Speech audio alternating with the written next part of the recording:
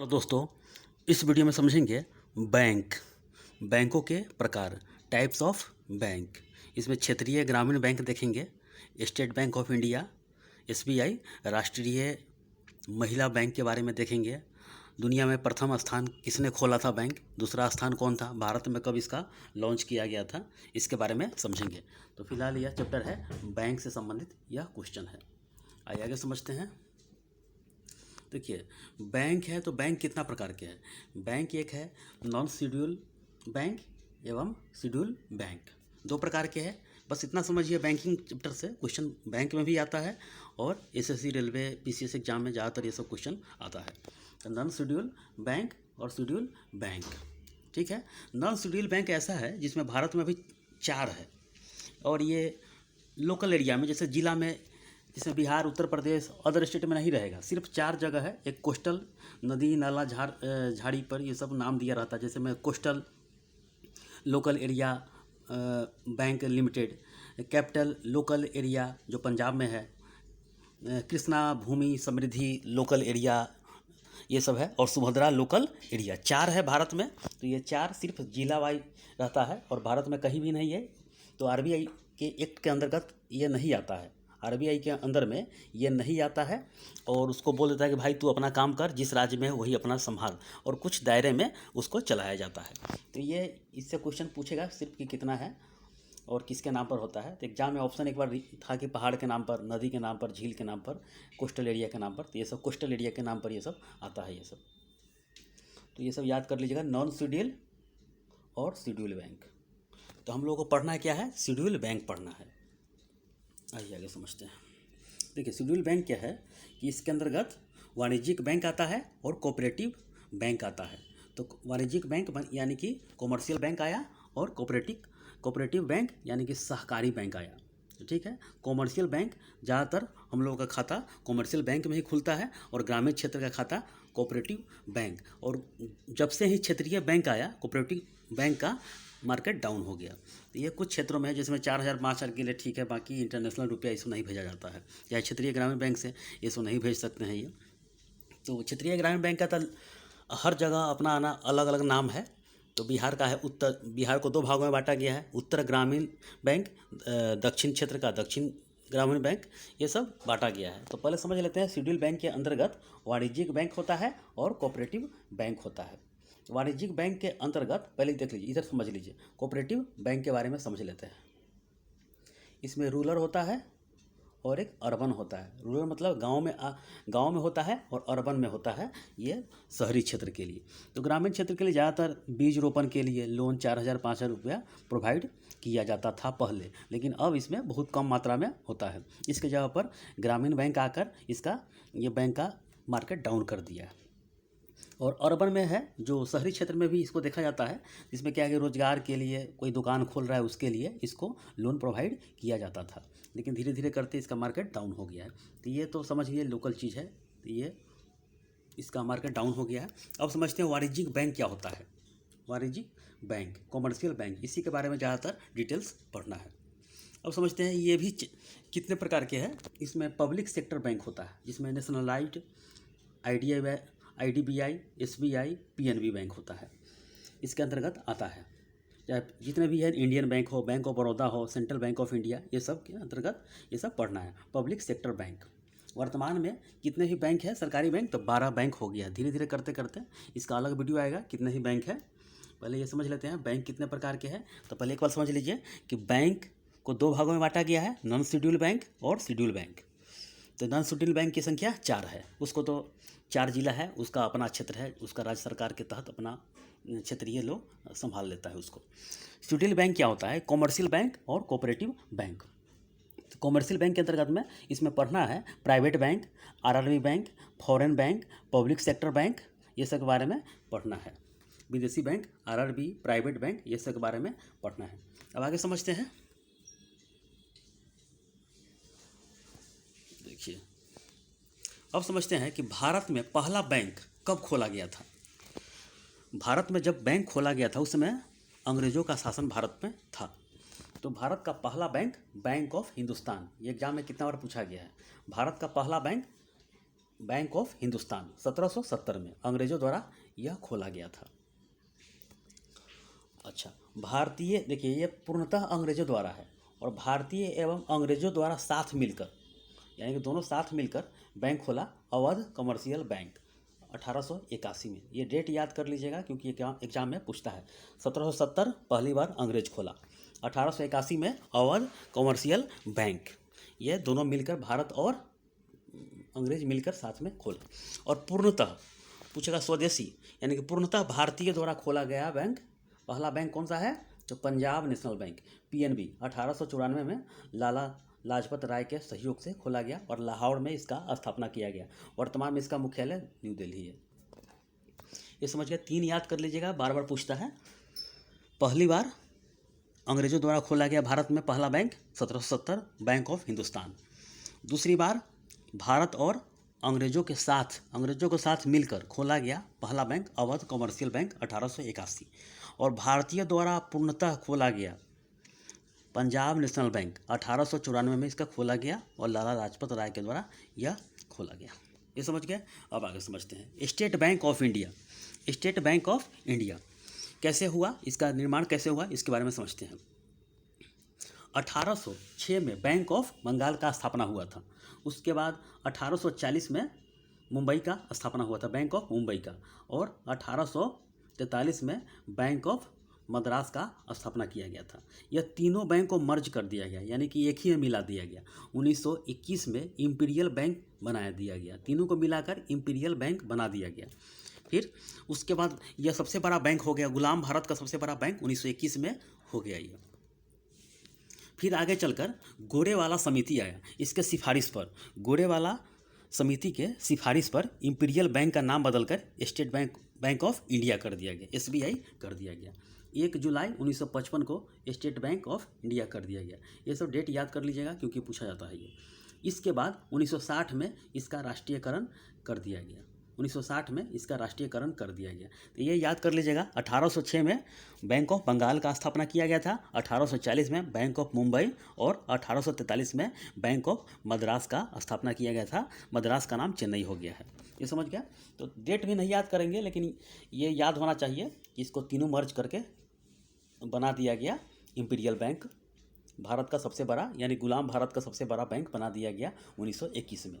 फिर जाके 1 जुलाई 1955 को गोरेवाला समिति के सिफारिश पर इंपीरियल बैंक का नाम बदलकर स्टेट बैंक ऑफ इंडिया कर दिया गया।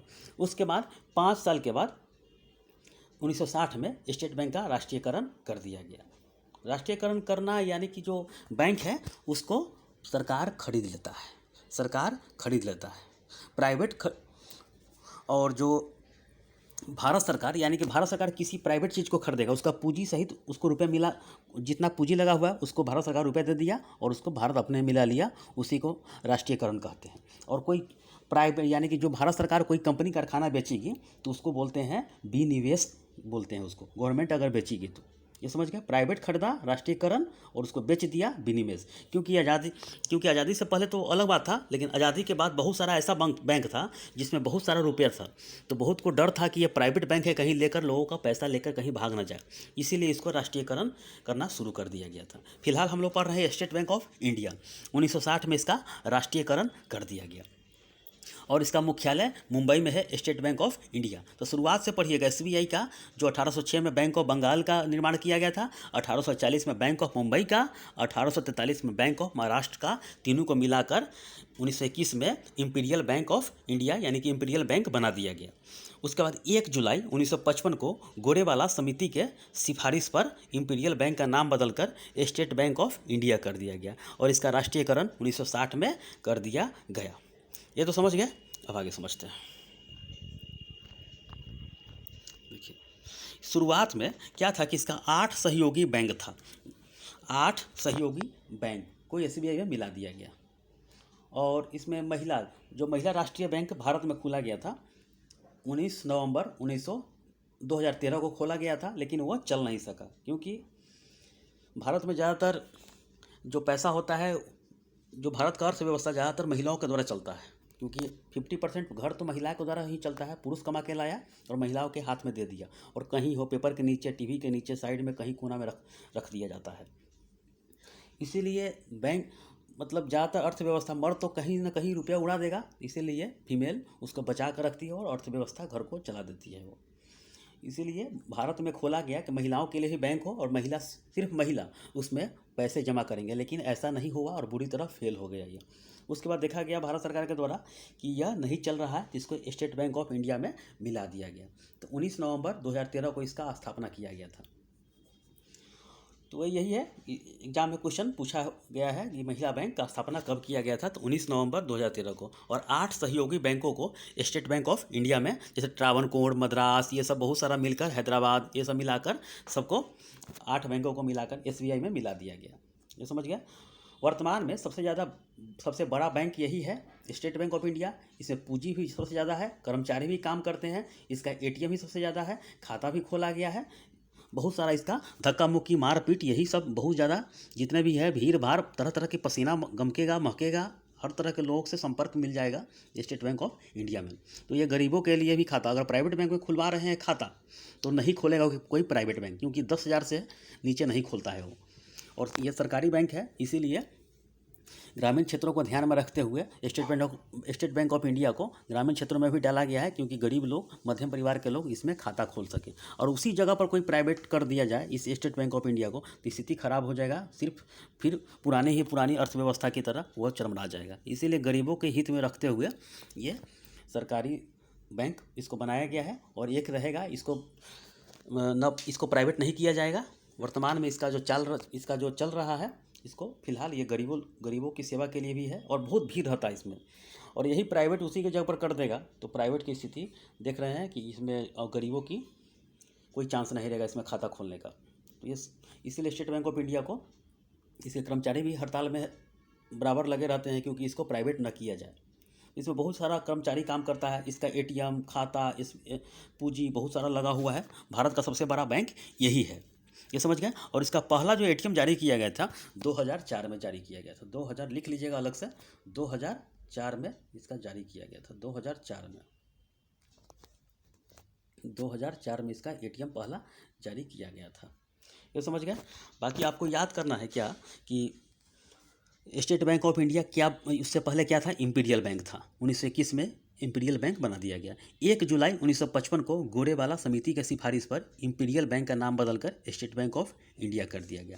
फिर 5 वर्ष के बाद 1960 में स्टेट बैंक ऑफ इंडिया का राष्ट्रीयकरण कर दिया गया। इसका मुख्यालय कहाँ है, तो मुंबई में है। सबसे ज़्यादा कर्मचारी, धन, एटीएम, ब्रांच एसबीआई के ही ज़्यादा है भारत में, और इसका विदेश में भी है। और प्रारंभ में 8 सहयोगी बैंक था, और बाद में महिला बैंक भी खोला, इसको भी मिला दिया गया। ये समझ गया। और पूछेगा कि विश्व का पहला महिला बैंक कहाँ बना था, तो पाकिस्तान में बना था 1989 ईस्वी में। विश्व का पहला बैंक कहाँ बना था, तो पाकिस्तान, देखिए इसमें है लिखा हुआ, विश्व में पहला महिला बैंक पाकिस्तान में 1989 में, और यह सफल हो गया पाकिस्तान में। और दूसरा पूछेगा तंजानिया, और भारत में सफल नहीं हो पाया था। तो विश्व में पहला महिला बैंक खुला पाकिस्तान में 1989 में खुला गया था, और तंजानिया यानी कि अफ्रीकी कंट्री है, तंजानिया में सेकेंड खुला। ये तो समझ गए। अब आगे समझते हैं आरआरबी, रीजनल रूरल बैंक, इसके बारे में समझते हैं। क्षेत्रीय ग्रामीण बैंक सभी एरिया में अलग अलग नाम से होता है, जैसे बंगाल में हो, महाराष्ट्र में हो, बिहार में हो। जैसे बिहार में 2 भागों में, जैसे में गंगा नदी है, देखिए ये गंगा, बिहार को 2 भागों में बांटा गया है, इसको बीच भाग से काट दीजिए, ये बीच में गंगा नदी है। उत्तर की तरफ उत्तर बिहार ग्रामीण बैंक, दक्षिण की तरफ दक्षिण बिहार ग्रामीण बैंक, तो सबका नाम है। और इसमें जो देखिए एटीएम पर लिखा हुआ कोई प्रवर्तक बैंक होगा इसका बीच में, जिसमें सिंडिकेट बैंक हो, चाहे प्रायोजक बैंक होता है, सहायक बैंक के साथ इसका कार्य होता है। कैसे हुआ आइए बताते हैं आपको। देखिए आरआरबी के बारे में यही है, मेन फैक्ट है जो याद करके रखिएगा। सभी एरिया में अलग अलग नाम से होता है ये। इसका जो स्थापना हुआ था 2 अक्टूबर 1975 को हुआ था।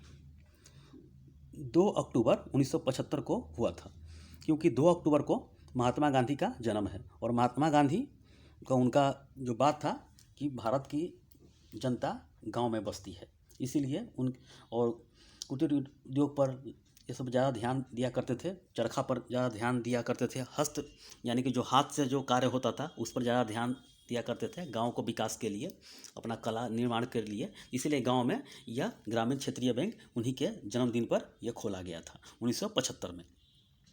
और इसमें कुल वर्तमान में 196 है वर्तमान में। देखिए अब समझते हैं। तो इसका 2 अक्टूबर 1975 को इसका स्थापना किया गया था और 5वीं पंचवर्षीय योजना के तहत यह स्थापना किया गया था। और नरसिम्हन समिति के सिफारिश पर यह गठन किया गया था। नरसिम्हन याद कर लीजिएगा, नरसिम्हन समिति के सिफारिश पर ग्रामीण बैंक का निर्माण किया गया था, क्षेत्रीय ग्रामीण बैंक का निर्माण किया गया था। यह वित्त मंत्रालय के अधीन आता है, यह वित्त मंत्रालय के अधीन कार्य करता है। यह प्रथम बैंक गठन जो हुआ था मुरादाबाद उत्तर प्रदेश में हुआ था। फिर 1987 में केलकर समिति के सिफारिश पर निर्णय लिया गया कि आरआरबी की संख्या नहीं बढ़ेगी बल्कि केवल शाखा बढ़ेगी। तो देखते होंगे शाखा हर जगह इसका लोकल एरिया में खुलता जा रहा है। और सहकारी बैंक को डुबा दिया, ये बैंक आकर सहकारी बैंक को डुबा दिया। लेकिन सहकारी बैंक वो छोटा था, लेकिन ये उसके बृहत पैमाने पर क्षेत्रीय ग्रामीण बैंक आ गया। ये इसका उद्देश्य जो है ग्रामीण क्षेत्रों के किसानों को ऋण उपलब्ध कराना। इसमें खाता भी खुलता है, जैसे मैं टीचर का जो होता है स्कूल में मध्याह्न भोजन सब आता है, उसका खाता भी बहुत सारा खाता खुलता है। ये सब ग्रामीण क्षेत्र में ये सब ऋण उपलब्ध कराता है और उसके बहुत कार्य कृषि से संबंधित किया जाता है। ये वर्तमान में इसका 196 संख्या है, सर्वाधिक उत्तर प्रदेश में है। और एक चाहे पूछता है किस राज्य में नहीं है, सिक्किम और गोवा में नहीं है, सिक्किम और गोवा में नहीं है। देखिए और इसमें जो सहयोगी होता है, जो क्षेत्रीय ग्रामीण बैंक का जो सहयोगी है, केंद्र, राज्य और प्रवर्तक बैंक। यानी कि प्रवर्तक बैंक समझ लीजिए कि जैसे मैं किसी बैंक का ले लिया, जैसे मैं सिंडिकेट बैंक हो, यूनियन बैंक हो, चाहे किसी का एटीएम पर लिखा रहेगा उस पर कि किस बैंक के द्वारा यह चलता है, तो सब एरिया का अलग अलग होगा। तो इसमें देखिए केंद्र हो गया, राज्य हो गया, प्रवर्तक बैंक हो गया। तो केंद्र इसमें 50% रुपये देता है, 50% भागीदारी इसका है। राज्य 15%, याद कर लीजिएगा, ये सब पूछा जाता है ये बैंक के इंटरव्यू सब में। और 35% प्रवर्तक बैंक के रूप में काम करता है। जैसे मैं यह बैंक किसी से अटैच रहेगा, यानी कि इसका सारा कार्यभार वो प्रवर्तक बैंक देखेगा। ज़्यादातर सिंडिकेट बैंक का, एक्सिस बैंक का, चाहे किसी भी बैंक का उस पर रहेगा, उस पर देख लीजिएगा जिस एरिया में आप रहते हैं उस पर, वहाँ पर प्रवर्तक बैंक होगा, उस पर लिखा होगा। तो 35% प्रवर्तक बैंक, 15% राज्य का और 50% केंद्र का इसमें भागीदारी होता है। बस यही आपको याद करना था। क्षेत्रीय ग्रामीण बैंक समझ लिए, स्टेट बैंक ऑफ इंडिया समझ लिए, बैंक कितने प्रकार के होता है ये समझ लिए, सहकारी बैंक समझ लिए। इसके बाद जो आएगा प्राइवेट बैंक हो गया। और हाँ, फॉरेन बैंक जो होता है, इसमें भारत में इसका जो है शाखा, लेकिन इसमें 40-45 के करीब है। तो इसमें आम लोग नहीं खोल सकता, क्योंकि फ़ॉरेन से फ़ॉरेन जो भेजेगा रुपया उसके लिए है। तो foreign bank of America, bank of London, bank of Canada, ये सब है। तो बस इतना समझ लिए। और बैंक का जो सीरीज है, बैंक कितने प्रकार के होता है ये सब याद ध्यान में रखिए। स्टेट बैंक ऑफ इंडिया कैसे बना, महिला बैंक क्या होता है, इसका स्थापना कब किया गया था, और इसके बाद बताएंगे कि बैंकों का राष्ट्रीयकरण कितने बैंकों का किया गया, वर्तमान में कितने बैंक है, इसके अगले वीडियो में आएगा। प्राइवेट बैंक क्या होता है, जैसे ICICI बैंक होता है, HDFC बैंक होता है, एक्सिस बैंक क्या हो गया, एक्जिम बैंक क्या होता है, इसके बाद खाता क्या होता है, अकाउंट, इसके बारे में इकोनॉमिक्स में पढ़ना है। तो ठीक है, इस वीडियो में इतना ही। धन्यवाद।